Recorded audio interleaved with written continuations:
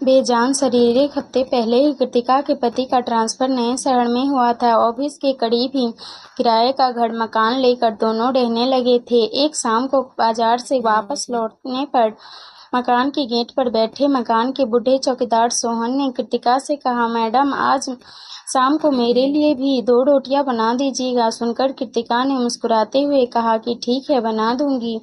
उसी मकान में रहने वाले पड़ोसी किराएदारों से मालूम हुआ कि सोहन पास के ही गांव का रहने वाला है, लेकिन कई साल पहले ही अविवाहित सोहन को मृतक दिखाकर उसके भाइयों ने उसकी जमीन जायदाद हड़प लिया था और सीधा सच्चा बेबस सोहन गरीब होने के कारण उसके हक के लिए लड़ाई भी नहीं कर सका था। इसीलिए मजबूरी में शहर के एक बड़े बिजनेसमैन के इस मकान के चौकीदार के साथ फुल टाइम नौकरी की हैसियत से काम करने जीवन यापन कर रहा था।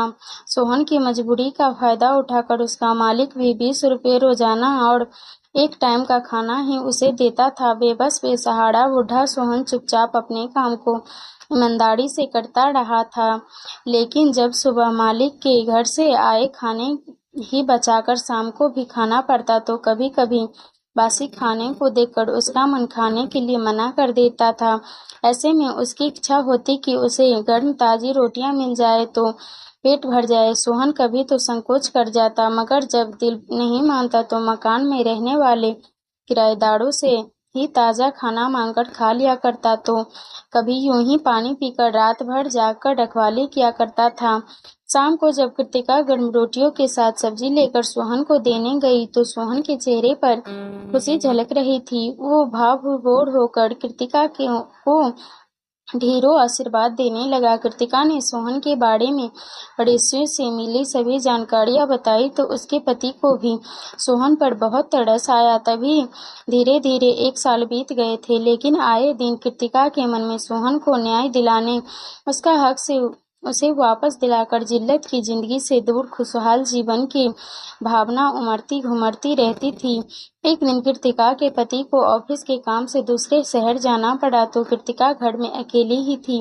वो जल्दी से अपना सारा काम निपटा कर अपनी पसंद की किताब खोलकर पढ़ने लगी, लेकिन किताब पढ़ते समय भी थोड़ी थोड़ी देर में कृतिका का ध्यान सोहन की समस्या पर चला जाता था। ऐसे में कृतिका ने किताब बंद करके एक तरफ रख दिया और सोहन की मजबूरी का फायदा उठाकर उसके मालिक द्वारा की जाने वाली ज्यादती और सोहन के परिवार वाले की बेयादी के बारे में सोचने की बड़ी अजीब दुनिया है। कैसे कैसे लोग हैं इस दुनिया में। मन ही मन कृतिका बहुत कुछ करने की सोचने लगी, लेकिन उसे ये भी समझ में नहीं आ रहा था कि कैसे वो सोहन को न्याय दिला सकेगी। शाम को सोहन की तबीयत भी कुछ ठीक नहीं थी तो उसका मालिक उसे दवाएं देने के साथ साथ अभद्र भाषा में न जाने क्या क्या बोलता जा रहा था।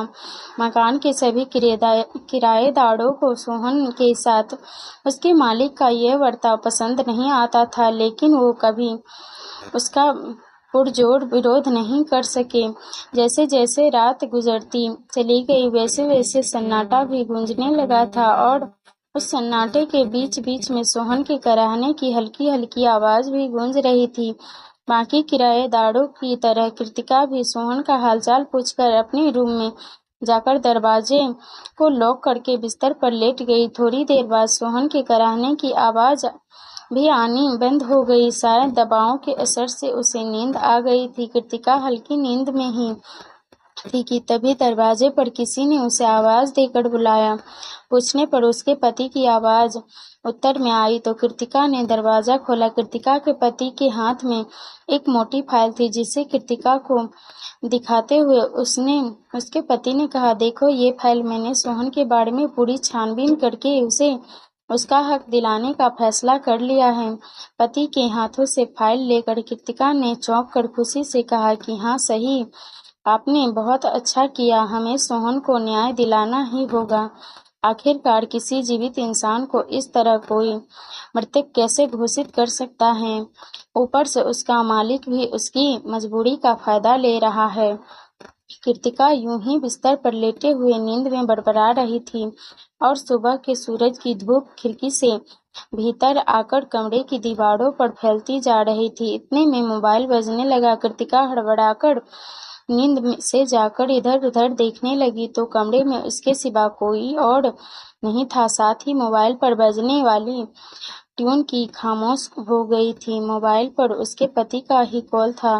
दोबारा आने लगी तो कृतिका की चैतन्यता वापस आई। उसके कॉल रिसीव करते ही पूछा कि क्या आप अभी वहीं हैं? क्या रात में घर वापस नहीं आए थे? आप कोई फाइल मुझे दे रहे थे ना, वो फाइल कहाँ है?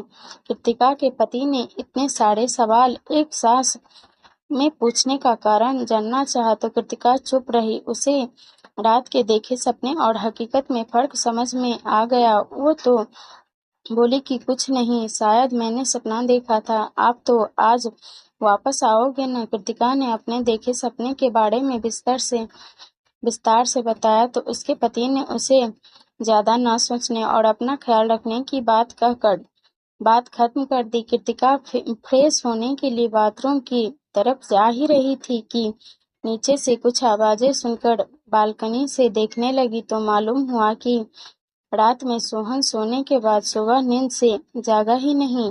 वो अब इस दुनिया में विदा होकर अंतिम यात्रा पर जा चुका था।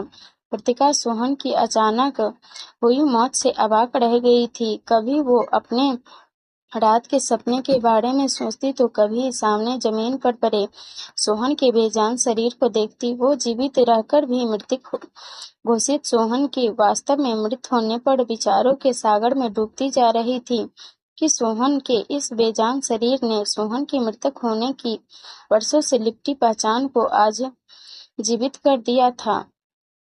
अगर आपको यह कहानी पसंद आई हो तो वीडियो को लाइक, चैनल को सब्सक्राइब जरूर करें। वीडियो को लास्ट तक देखने के लिए धन्यवाद।